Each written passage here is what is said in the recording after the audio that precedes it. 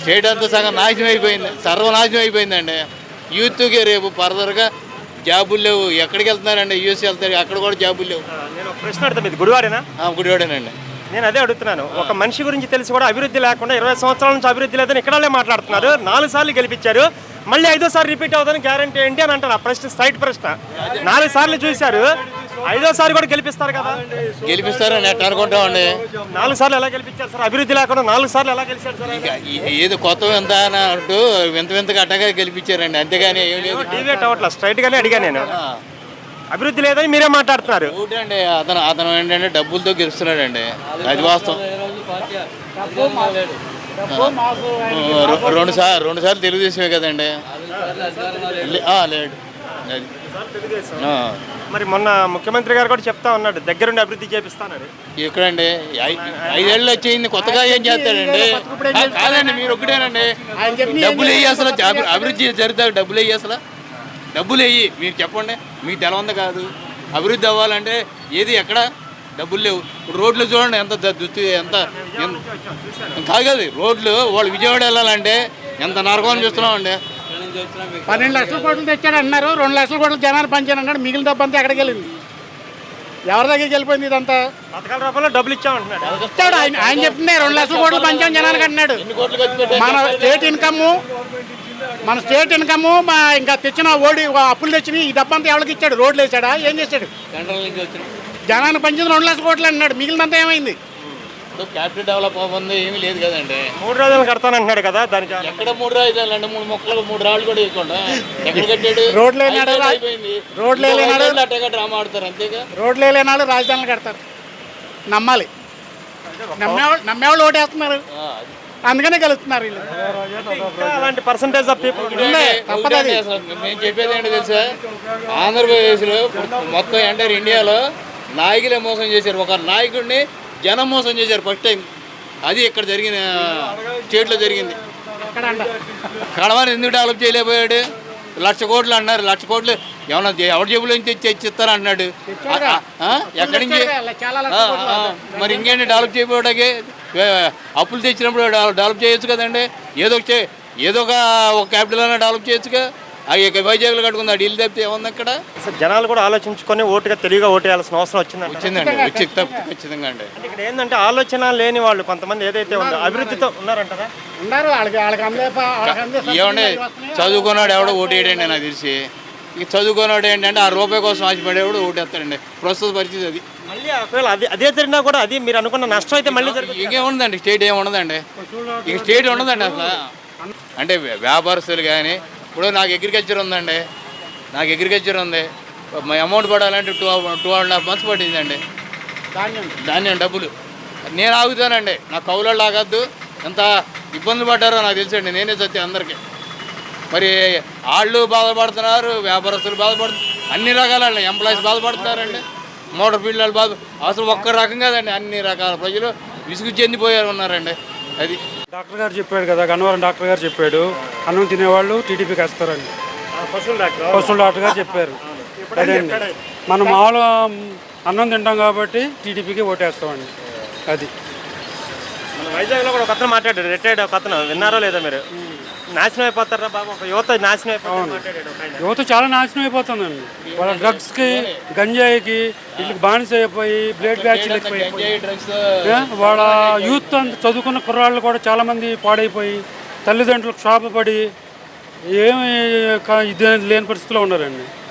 చదువుకున్న పిల్లలు ఇతర దేశాలు వెళ్ళిపోయి అటువంటి పరిస్థితులు ఏముందండి.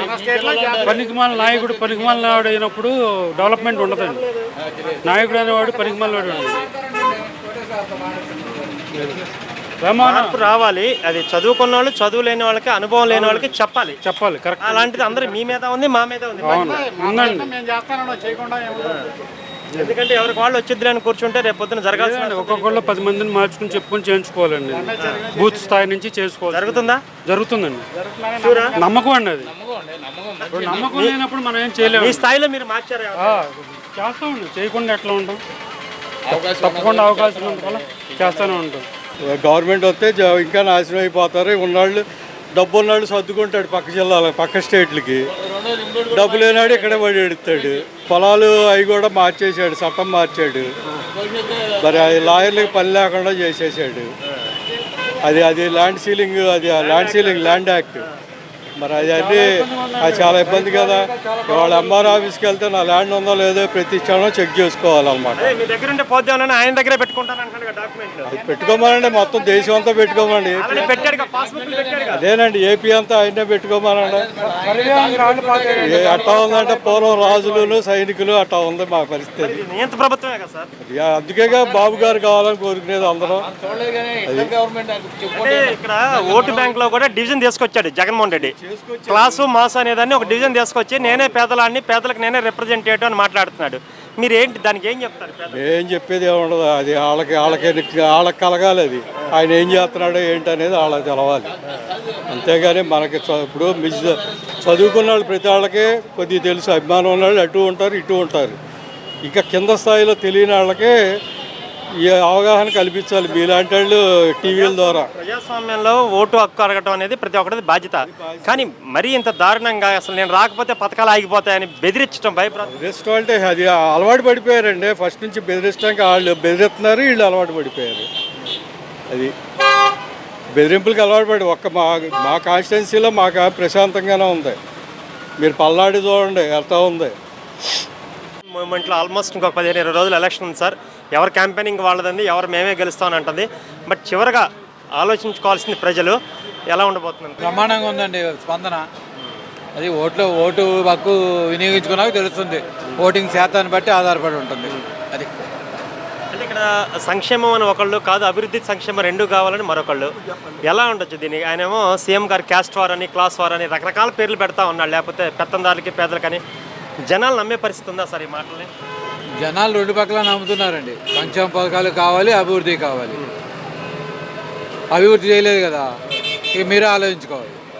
అంటే ఇక్కడ జనాలకు అర్థమవుతుంది. స్పెషల్లీ గుడివాడకు వస్తే అందరూ మాట్లాడేది ఏంటంటే 4 సార్లు అంటే 20 సంవత్సరాలుగా నియోజకవర్గ అభివృద్ధి లేని వ్యక్తి మళ్ళీ పోటీలో నిలబడేది ఎలా అనిపిస్తూ ఉందండి గుడివాడ వాసులుగా?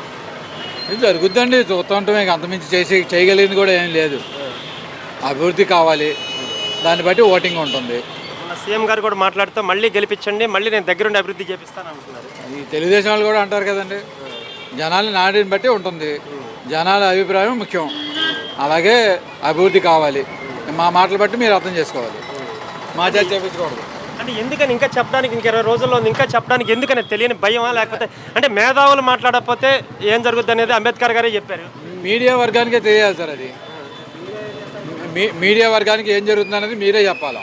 ఇంకా ఏంటి కప్పదాట ధోరణిలాగా ఇంకా ఏమన్నా భయమా? లేకపోతే ఆయన మాట్లాడితే చంద్రబాబు నాయుడు ఓటేండి అంటే ఎవడన్నా వచ్చి కొడతాడనా?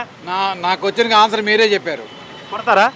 మీరే ఆన్సర్ చెప్పారన్న. మరి రేపు పొద్దున ఓట్లు ఎలాగేస్తారు సార్? మీరు 10 మందికి ధైర్యం చెప్పలేకపోతే రేపు పొద్దున ఎలా నడిపిస్తారు? నా వరకు నేను వేస్తాను సార్. నా వరకు నా ఓటు హక్కు నేను వినియోగించుకుంటా. మిగతా సంగతి నాకెందుకు సార్? ఎవడు కూడా నాకెందుకు అనుకుంటే మరి ఎట్లా వస్తుంది సార్? మనం ఏం చేస్తాం, తప్పదు కదా. మేము మీ మీడియా వర్గం 2 వర్గాలు అయినాయి, అటు సగం ఇటు సగం. ఏం చేస్తాం? అది మీడియా అనేది ఎలివేట్ చేయాలి. సమస్యని మీరు ఎలివేట్ చేసి కనీసం మీరు ఓపెన్గా చెప్పలేకపోతే మేమే ఎలివేట్ చేస్తాం, మీరు చెప్పడానికే భయపడుతున్నాను అంటున్నారు. మరి అదే కదా, మీరు 4th ఎస్టేట్ మీరే సహాయం చేయకపోతే ఇంక జనాలకి ఎవరు సహాయం చేస్తారు? మీరు వస్తారా? మళ్ళీ జగనే కావాలా, అభివృద్ధి సంక్షేమం చేస్తానంటున్నాడు కదా, జగనే కావాలని? 2 కావాలండి. అది మీరే నిర్ణయించుకోవాలి. నా చేత చెప్పించారు.